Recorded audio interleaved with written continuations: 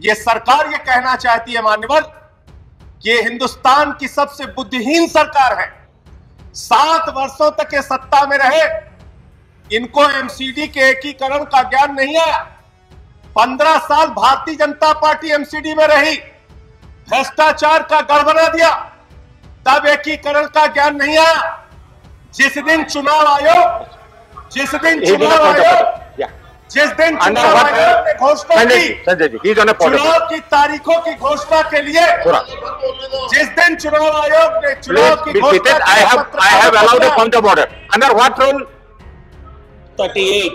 He has used the words बुद्धिहीन for the government. These are certainly not acceptable. Government के लिए बुद्धिहीन ये शब्द को हटाया जाए। बुद्धिहीन सरकार अनपार्लियामेंट्री है, इसको रिकॉर्ड से हटाया जाए।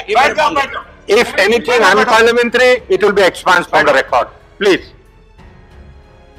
7 साल के बाद इस सरकार को दिन में अचानक सपना आया। उस दिन मान्यवर 9 मार्च की तारीख थी। चुनाव आयोग ने तारीखों का ऐलान दिल्ली में एमसीडी इलेक्शन के लिए करने के लिए प्रेस कॉन्फ्रेंस बुलाया। उसी के ठीक पहले इनको सपने में आया कि एमसीडी का एकीकरण करना है, एमसीडी को एक करना है, और इन्होंने चिट्ठी भेज के चुनाव आयोग जैसी संस्था की निष्पक्षता को खत्म करने का काम किया है। भारत के इतिहास में पहली बार हुआ कि किसी सरकार ने चुनाव की तारीखों के ऐलान से रोका।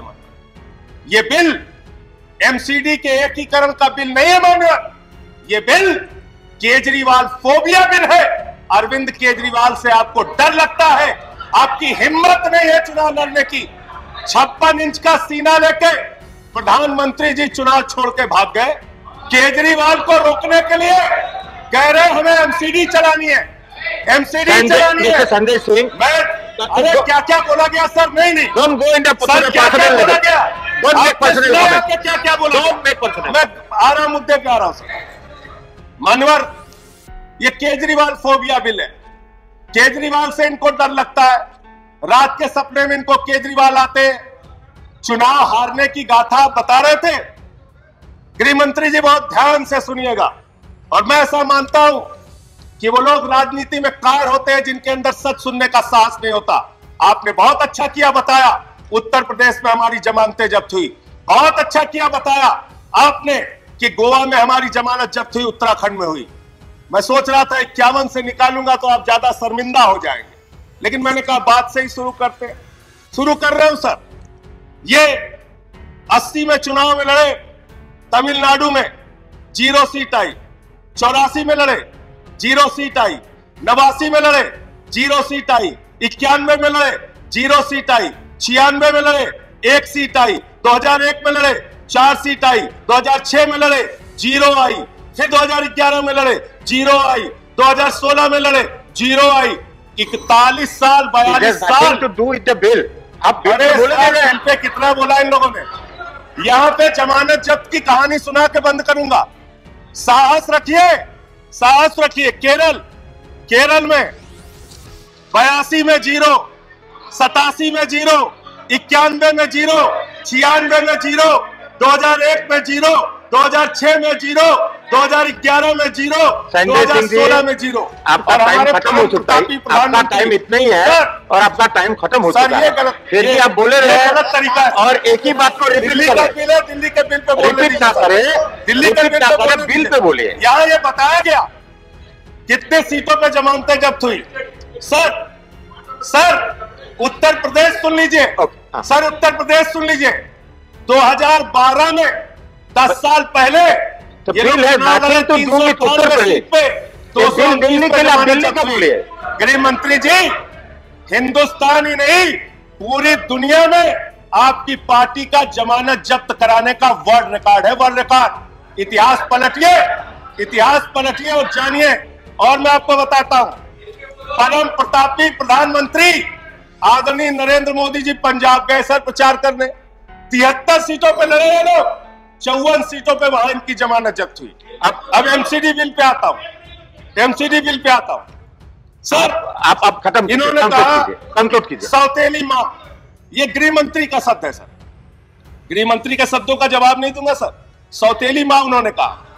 सौतेली माँ कीजिए, आप कौन है? आप दूसरे बात बोले जाए। सौतेली माँ कौन है? सुनो जरा ध्यान से। 2014-15 में दिल्ली को मिला 325 करोड़, 2015-16 में 325 करोड़, 2016-17 में 325 करोड़, 2017-18 में 325 करोड़, 2018-19 में 325 करोड़, 2019-20 में 325 करोड़। सर, जब से आम आदमी पार्टी की सरकार बनी है, लाखों करोड़ रुपए का टैक्स दिल्ली की जनता देती है, मात्र 325 करोड़ रुपए आप हर साल देते हैं। और हमने एमसीडी को कितना दिया? माननीय गृह मंत्री जी, जरा 2 मिनट ध्यान से सुनिएगा। एमसीडी को सर आप वाइंड अप कीजिए, सर टाइम खत्म हो। देखिए मुद्दे पे बोल, आप कहिए तो मुद्दे का कोई सच नहीं है, तो नहीं बोलते, टाइम कंस्ट्रेंट है, तो नहीं बोलते। दिल्ली से जुड़ा हुआ मुद्दा, ये मुद्दा भी नहीं सुनने देंगे। एमसीडी का मुद्दा तो वो सुनने दीजिए सर।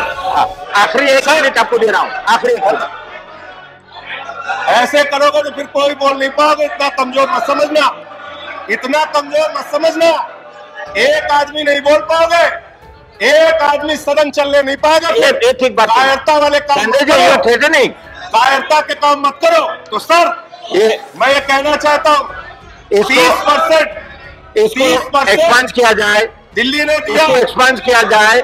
जो वर्ड्स है इसको एक्सपांड किया। सर खत्म कर रहा हूं। सर, हमने इनको 2016-17 में 2700 करोड़ दिया, 2017-18 में 3224 करोड़ दिया, 2018-19 में 3444 करोड़ दिया, 2019-20 में 4756 करोड़ दिया, और इस बार इनको 6000 करोड़ रुपए से ज्यादा धन इनको दिया। Thank you, thank you. अरे सर अब हो गया, अब हो गया। ऐसे नहीं, खत्म कर रहे हो, ऐसा नहीं है। कंक्लूड कर रहे हो सर। नहीं, आपको 5 मिनट पहले मैंने कह दिया आपका टाइम खत्म हो चुका है। सर कंक्लूड कर रहे हो। नहीं, सर कंक्लूड कर रहा हूं, अंतिम पॉइंट खत्म कर रहा हूं सर।